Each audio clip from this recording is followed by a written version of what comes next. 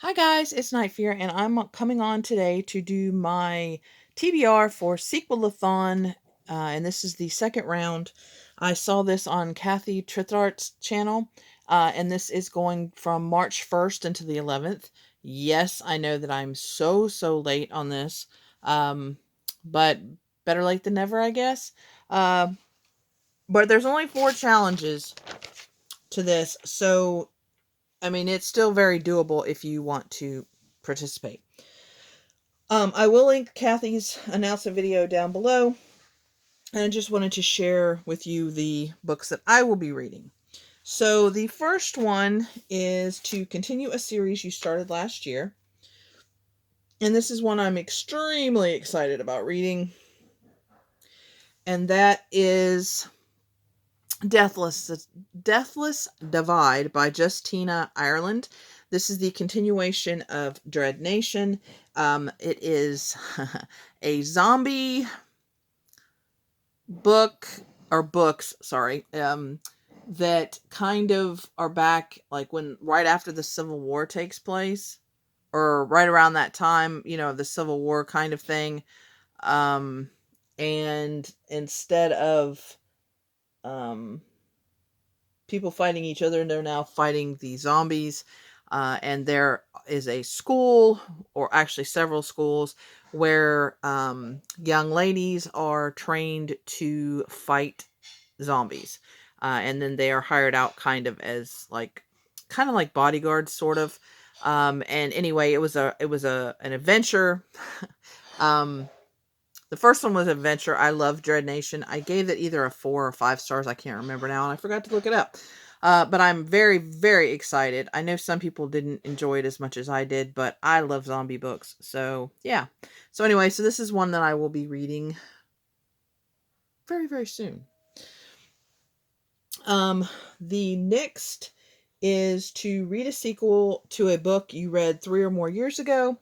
Now this one is kind of cheating, but kind of not. You'll see what I mean in a minute. I picked Out of the Attic by V.C. Andrews.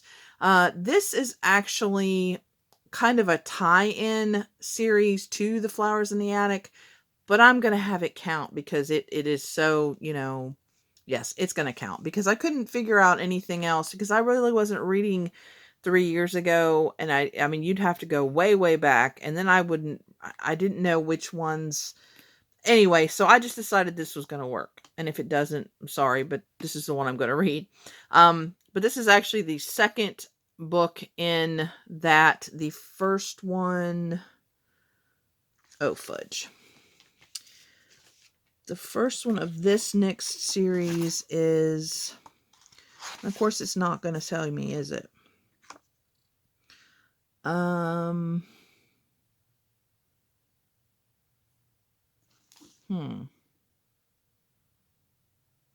Anyway, there's one before this one. But this is the kids from The Flower in the Attic. This would be their great grandparents.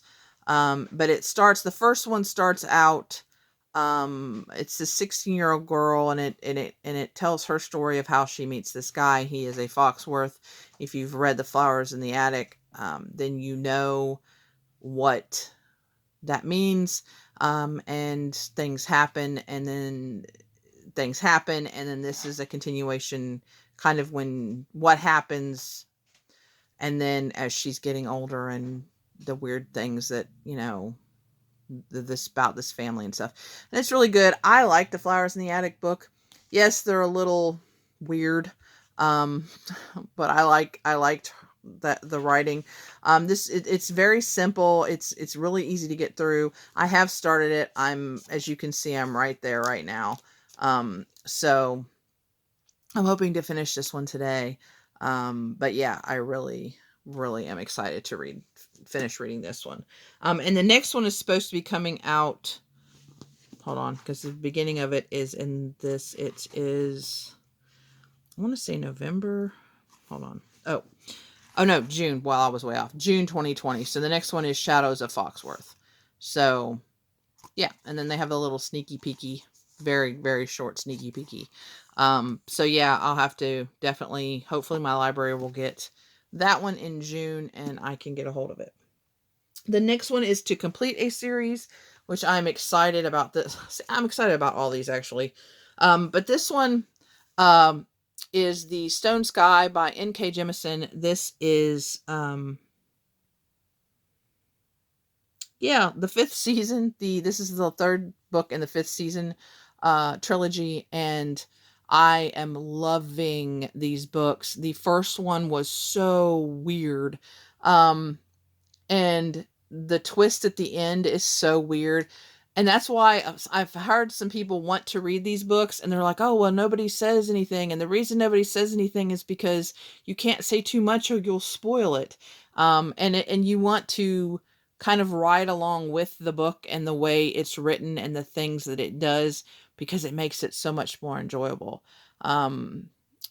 So you get these different times, different perspectives of this world and what's going on. And I'm into the third book and I'm still learning about what's going on in this world.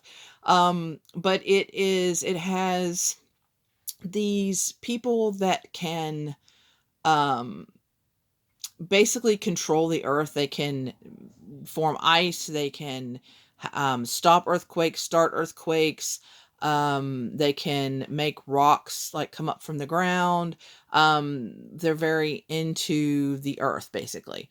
And the world doesn't like this, and so they're either killed or used. And this story is kind of them fighting back in a way, but also the earth fighting back too, if that makes any sense. You have to read these books. If you're a fantasy lover, and I mean they're really not, I mean they're a little confusing at first because you're trying to get into the world and understand what's going on exactly, but it's, if you just keep with it, it's pretty good. And then I have never read a second person book before. And one of the perspectives you get is in second person. So it's like it tells it so that you are the person that it's talking about. And it sounds like it would be weird, but not the way that she does it. It's amazing, and I really love these books, and I'm so sad that this is the last one, but I'm definitely going to be reading some more for N.K. Jemisin. So if you have read her books and know of the next series I should read, please let me know, because I really would like to continue, because I really enjoy the way that she writes. So yeah, so this is the completing a series, and I'm happy about that and sad about that all at the same time. Then the last challenge is catch up on a series in progress, and this I picked Children of Virtue and Vengeance by Tomi Adeyemi. And this one I just came out, and so I thought this would be perfect. And this is the Children of Virtue is a sequel to Children of Blood and Bone. I really enjoyed that one. I know a lot of people didn't enjoy Children of Blood and Bone, but I actually did. And we kind of pick up a little bit after what happens at the end of that book, and what what the next plan is for them.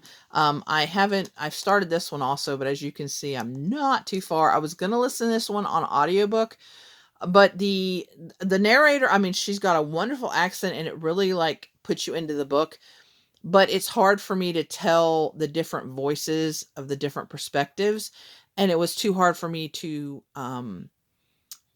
be in the different, because it's at the beginning it's Zaylee and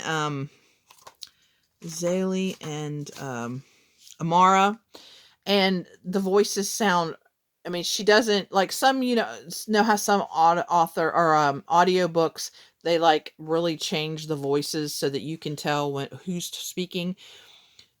If she's doing that, she doesn't do it enough that I can tell. But like I said, I love her accent, and it really puts you kind of in that feeling of the world. but I just couldn't differentiate enough, and so I couldn't think of whose perspective I was in, and I was starting to get confused, and I was like, no, I'm just going to read it physically. It would be better for me. So that's what I decided to do. But I do, you know, try it and see if it's okay for you.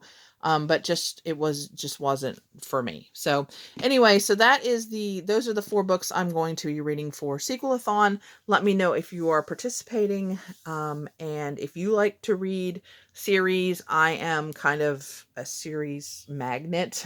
Every book I seem to pick up is part of a series. I don't know, and I love them. I just have way too many going on. So this is a good time that I get to continue some, finish some, etc. Anyway, guys, please remember to always be kind to one another, and I'll see you again soon. Bye.